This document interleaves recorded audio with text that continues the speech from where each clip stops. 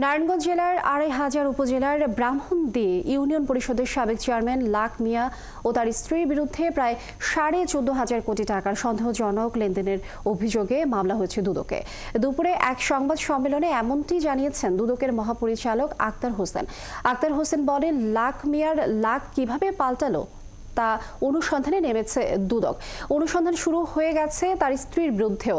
এছাড়াও সাবেক বাণিজ্য মন্ত্রী টিপু মুনশি ও তার স্ত্রীর বিরুদ্ধে দুদকের মামলা প্রায় ১০ কোটি টাকার অবৈধ সম্পদের তথ্য পেয়েছে দুদক। এরই মধ্যে সাবেক বাণিজ্য মন্ত্রী ও তার স্ত্রীর বিরুদ্ধে দুদক মামলা করেছে।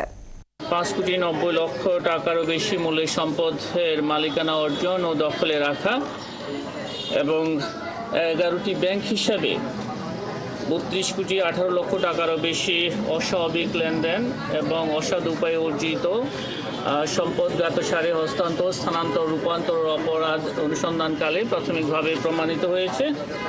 এই কারণে তার বিরুদ্ধে দুর্নীতি দমন কমিশন আইন ২০০৪, দুর্নীতি প্রতিরোধ আইন ১৯৪৭ এবং মানি লন্ডারিং প্রতিরোধ আইনের সংশ্লিষ্ট ধারায় একটি মামলা রুজু করা হয়েছে।